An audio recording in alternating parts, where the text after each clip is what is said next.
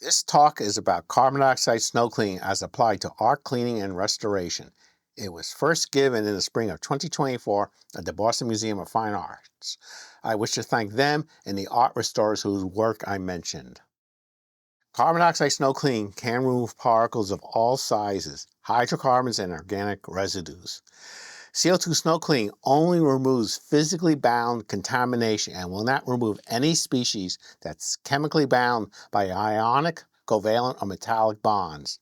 Paints, glues, etc. will stay. The question we want to speak about is how carbon dioxide snow cleaning can assist conservators and restorers.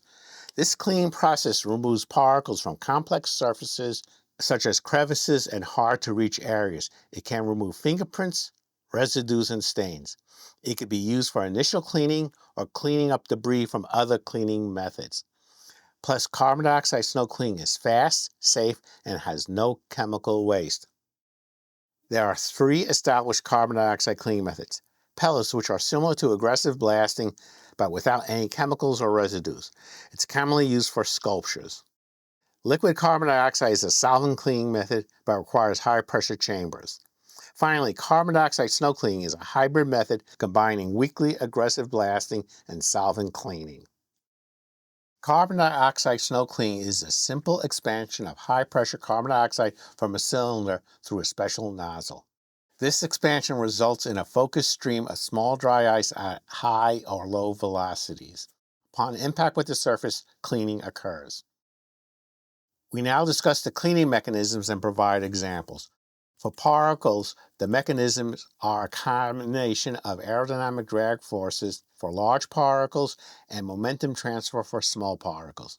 The example shown is silicon particle removal from a scribed silicon wafer. Images at 1000x in the same area.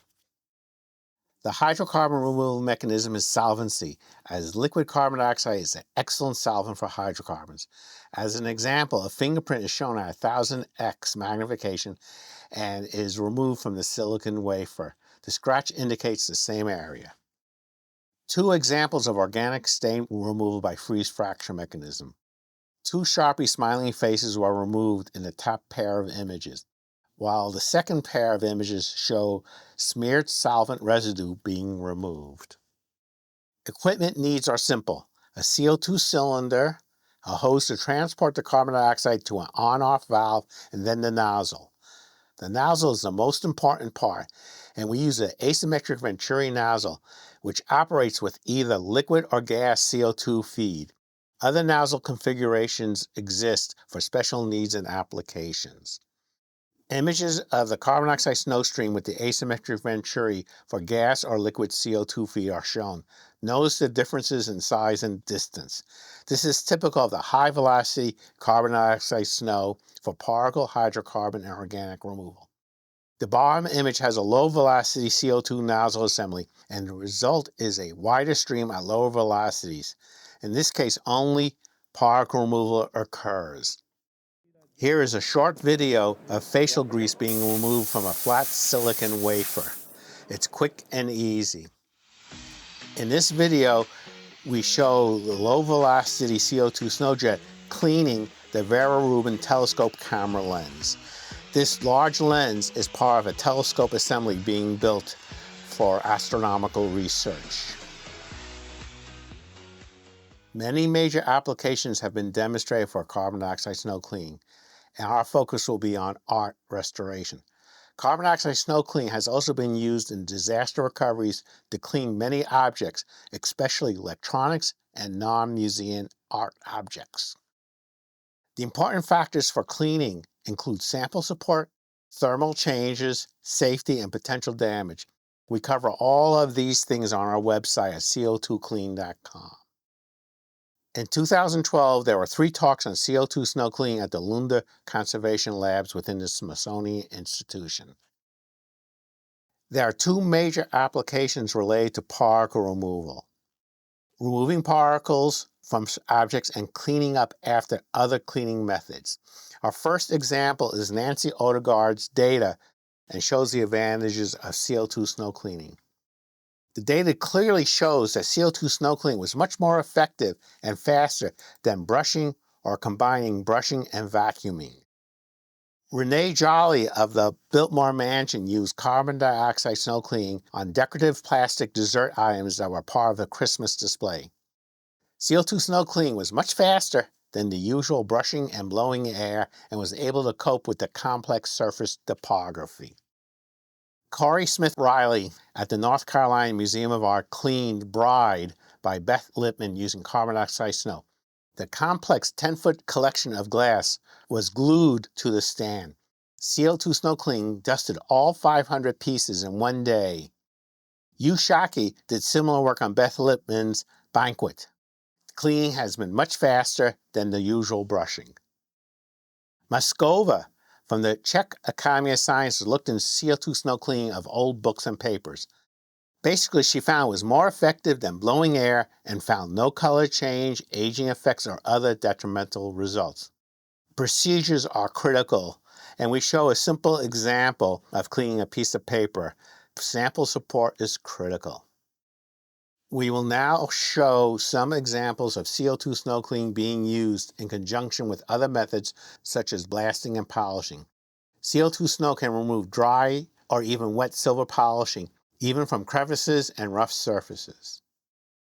A good example was done by Adam Jenkins is on the John Roden's dramatic portrayal of a slave ship. Initial laser and carbonate blasting left a mess, and CO2 snow cleaning removed that debris. The image shows the art after cleaning and reassembly. Renee Jolly used carbon dioxide snow cleaning to remove old wax residues from beneath a door brass plate. CO2 snow cleaning removed most of the dried wax from over many years. Protective patinas and strong oxides and sulfides will stay, but loose corrosion debris can be partially removed. Yu Shockley demonstrated organic plasticizer removal from Robert Morris's model that oozed out after many years.